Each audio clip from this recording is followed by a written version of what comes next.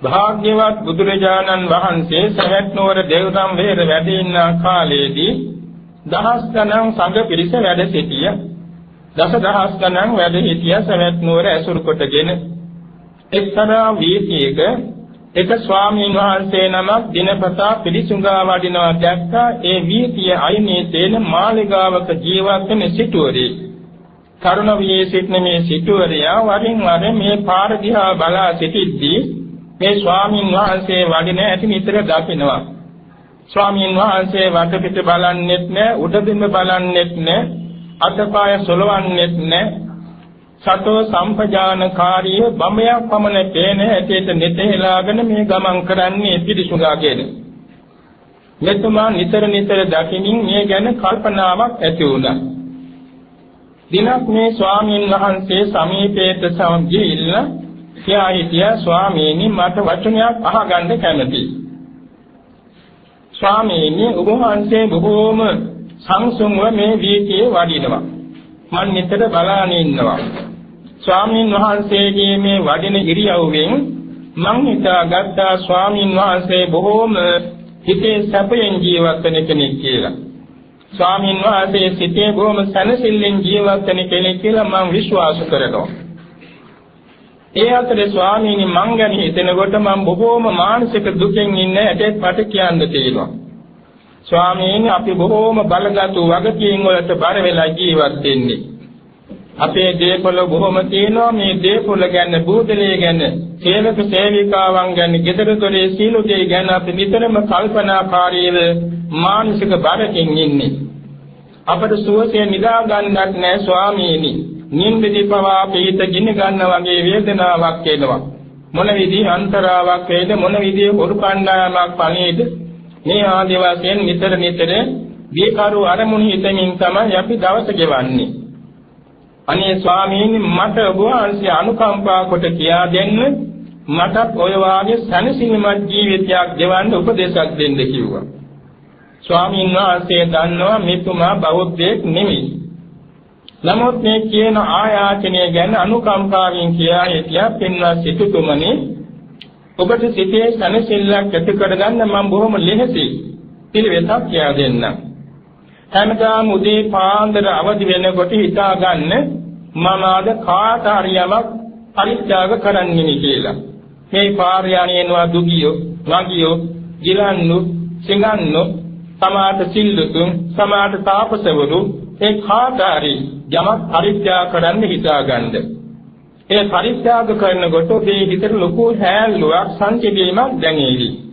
සාදු සාදු ස්වාමීනි මම ඒක කරන්නම් කියලා දාපටන් සෑම උදෑසනක අවදි වෙනකොට එතුමා මොකක් හරි යමෙකුට පරිත්‍යාග කරන්නෙමි කියලා.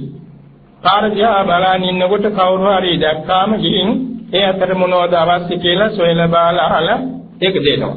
මිල මුදා නම් එහෙමයි, කෑම බීම නම් එහෙමයි. සිල්ලුතුන් වහන්සේලා යනකොට ඒ දානෙත් දෙනවා. කවුසන් වහන්සේලා යනකොට යස්සන්ඩත් අවශ්‍ය දෙයක් දෙනවා. නිගන්ඨයන් වගේ කවුරු හරි යනවනේ ඒ යස්සන්ඩත් යමක් දෙනවා. දැන් මේ මෙතෙක් කාලයක් පරිත්‍යාගයේ පුරුදු වුණා. එක දවසක් ස්වාමීන් වහන්සේ වඩින වෙලාවේ මඟට ඇවිල්ලා කතා කරනවා, ස්වාමීනි මම දැන් මේ පරිත්‍යාගයේ පුරුදු කරනවා. ස්වාමීනි මට ඒක ලොකුම මානසික සුවයක් ගෙන දුන්නා. මම දැන් හිතා ඉන්නේ කාටද යමක් දෙන්නේ කියන ඒ චේතනාවෙන්. ඒක නිසා මගේ හිතට හරිම සැහැල්ලුවක්, සංසිඳීමක් දැනෙනවා ස්වාමීනි. මම කැමති තවත් ඒකත් වඩා පිළිවෙතක් අහගන්න කිව්වා. එසේනම් පින්වත් සිටුතුමනි අදින් පස්සේ බුද්ධ ධම්ම සංඝ තෙරුවන් සරණ ගිහිල්ලා ඒ තෙරුවන් සරණ යාම නිතර හිතින් කියවා ඉන්නේ. උදේ පාන්දර තෙරුවන් සරණ යන්න, තෙරුවන් සරණ ගිහින් දවසේ හැම කටයුත්තකදීම බුද්ධං සරණං ගච්ඡාමි, ධම්මං සරණං ගච්ඡාමි, සංඝං සරණං ගච්ඡාමි මේ පද තුන නිතර කියවා දවස කටයුතු කරන්නේ. ඔබේ හිතේ කියන මේක වඩා ලොකු සැනසෙල්ලක් ලැබෙයි. දැන් නින්දතන කොටත් මේක කියලා නිදාගන්න. වැඩක් කරන කොටත් මේකම කියන්න. කෙනෙක් මුණ ගැහෙන කොටත් හිතින් මේක හිතන්න. එතකොට ඔබේ සිතට විශාල සැනසෙල්ලක් ලැබෙයි කියලා උපදේශයක් දුන්නා. සැබවින්ම මෙතුමා පිළිගන්නේ එදා පටන් තෙරුවන් සරණ ගියා. තෙරුවන් සරණ ගියා පමණක් මේ දවසේ හැම වෙලාවෙම මේක හිතින් කියවනවා. එක දවසක් ස්වාමීන් වහන්සේ සම්මුඛ වෙලා කියනවා ස්වාමීනි මට දැන් තෙරුවන් සරණ යාම ලොකුම ආස්වාදයක් වෙලා තියෙනවා. මම රැය දවල් මේක සිහි කරනකොට ස්වාමීනි කවදාකවත් නැති මානසික සුවයක් මට දැන් ලැබිලා තියෙනවා. මට දැන් සැපෙන් නිින්ද යනවා. නිින්ද දිවත් නපුරු දියා සිහිනෙන් පේන්නේ නැහැ. අවදි වෙන්නේ මේකම කියාගෙන. අනේ ස්වාමීනි මට ලොකු සැනසෙල්ලක් මේකෙන් ලැබුණා. ස්වාමීනි තවත් දෙයක් මට කියලා දෙන්න. එසේනම් පින්වත් සිටුතුමනි අදින් පස්සේ අද සිට පංචශීලයේ සමාදන් වෙන්න. පංචශීලයේ සමාදන් වෙලා මේක නිතර හිතින් කියවන්න. නිතර හිතින් කියවමින් මෙනෙහි කරමින් තමන්ගේ වැඩ කටයුතු කරන්න වැඩපාළු වෙන්නේ නැහැ. ඒ වැඩ කටයුතු වලදී පංචශීලයේ ශික්ෂාපද තිසරණියත් එක්ක කියව දවසේ වැඩ කරන්න. නිදා ගන්න ඉස්සරහට ඒක කියලා නිදා ගන්න. සාදු ස්වාමීනි මම ඒකත් කරන්නම් කියලා එදා පටන් පංචශීලයේ පිළිපදියා. දැන් ඉතින් පරිත්‍යාගයක් පුරුදු කළා. ඒකත් දිනපතාම දැනටත් කරනවා. තිසරණිය පංචශීලයේ සමාදන් වෙමින් සෑම මොහොතේම මේක හිතින් කියවා දවසේ වැඩ කටයුතු යෙදෙනවා. දැන් තරහ යන අරමුණේ තරහ යන්නේත් නැහැ. බය වෙන අරමුණේ බයක් වෙන්නේත් නැහැ. වෙන අකුසල් සිතිවිලි නැහැ ඒකොත් නැහැ මේ රත්නත්‍රයේ ගුණ. ඒකම පංචශීලය මේවා නිතර ආවර්ජනා කිරීම නිසා පුදුම සනසිල්ලක් ඇතුව එක දවසක් කිව්වා ස්වාමීනි මට දැන් පුදුමාකාර මානසික සුවයක් ලැබිලා තියෙනවා. ඔබ වහන්සේට බොහොම පිං මට තවත් දෙයක් කියලා දෙන්න කිව්වා. එසේනම් පින්වත් සිටුතුමනි පෝයක් පාසා අටසිල් සමාදන් වෙන්නත් පුරුදු වෙන්න. කියලා අටසිල් කියලා දුන්නා. සාදු ස්වාමීනි මම ඒකත් කරන්නම් කියලා දැන් ඔන්න වැඩ හතරයි. පරිත්‍යාගයයි තිසරණියයි පංචශීලයයි දැන් පොයට අටශීලයයි සමාදන්ව පටිනවා. දැන් වෙනදාටත් වඩා මානසික සෝයක් එතුමා වින්දනය කරනවා. මේ ජීවිතේම නෛෂ්ක්‍රාම්‍ය පුරනවා වගේ තමයි පොයට සීල් සමාදන්ව රැකීම ආත්ම දමනයක්. ටික කාලයකින් පස්සේ නැවතත් කියනවා ස්වාමීනි මට දැන් පරිත්‍යාගයක් පුරුදුයි. තිසරණියත් පංචශීලයත් නිත්‍ය වශයෙන් මම පුරනවා. ඔයත් අසසිල් වේගන එහිත් මං යෙදෙනවා මං මේකෙන් ලොකුම මානසික සෝයක් විඳිනවා. සිල් සමාදන් වූ දවසේ මං අටශීලයේ සිහි කරමින් දවස ගෙවනවා මේක එක භාවනාවක් පගිත සමාධි වේල. තවත් මට යමක් කියලා දෙන්න. එන්නම් පින්වත් සිටුතුමනි ජීවිතයේ කරන්න තියෙන උසස්ම සීලය තමයි ගහත් දස සීලය. ඒක පංචශීලයේ වගේ නිත්‍ය වශයෙන්ම සමාදන්ව රකින්න සීලයක්. ඒක පුළුවන් නම් කරන්න. සාදු ස්වාමීනි මං කරන්නම් කියලා දැන් ඔන්න තිසරණියයි ගහට දස සීලයයි සමාදන් වෙනවා. දැන් පංචශීලයට වඩා දෙගුණයක් වැඩි වුණා ශික්ෂාපද. පොයට දැන් සමාදන් වෙන්න අවශ්‍යයක් නැහැ. පොයට සමාදන් නුනත් දැන් නිත්‍ය වශයෙන් දස සීලයි. දැන් එදා පටන් බ්‍රහ්මචාරී. එදා පටන් විකාල භෝජනෙන් වැළකීලා.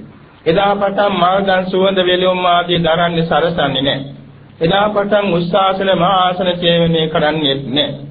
මිලමුදල් පාවිච්චි කරන්නේත් නැහැ. ඒ අනිත්‍යයට පවරලා තමන් බොහොම නිදාසේ හිතින් ඉන්නවා.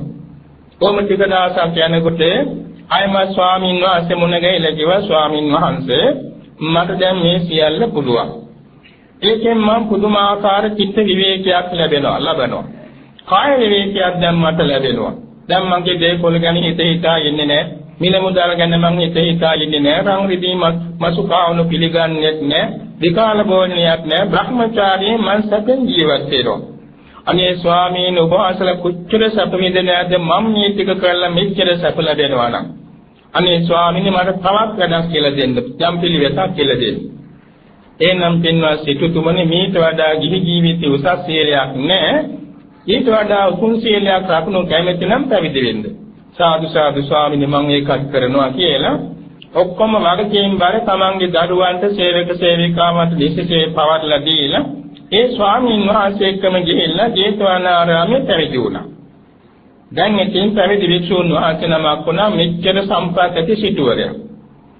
හැබැයි දැන් ඉතින් ආචාර්යයන් වහන්සේ ළඟට දිනපතා උදේ හවස එනකොට ගැඹුරු ධර්මයන් කියන අභිධර්මයේ ගැන නාම රූප ගැන කියන ස්කන්ධ ගැන ආයතන ගැන ධාතු ගැන පටිච්ච සමුප්පාද ගැන චතුරාර්ය සත්‍ය ගැන මේවම කියනවා.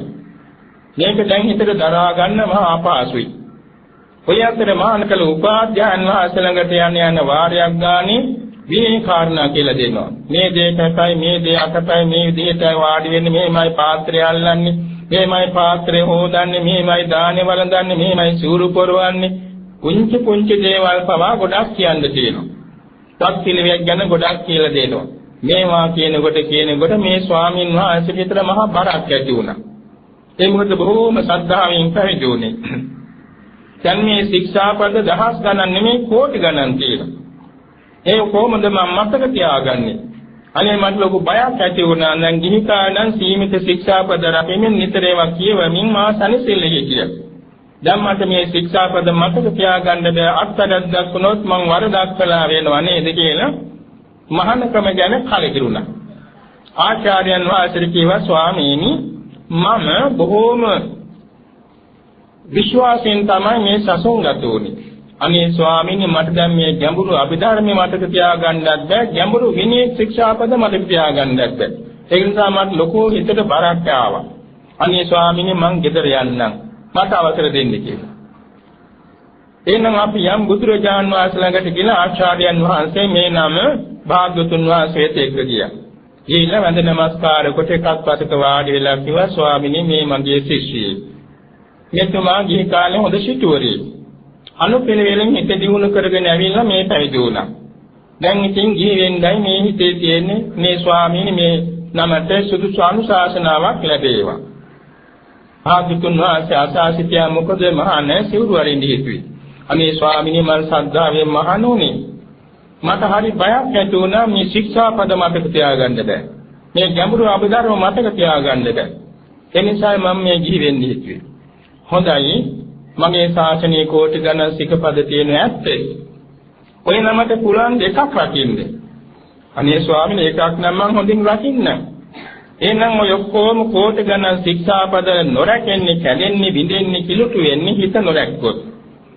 හිත ආරක්ෂා කරගත්තොත් ඔය ශික්ෂාපද ඔක්කොම රැකෙනවා.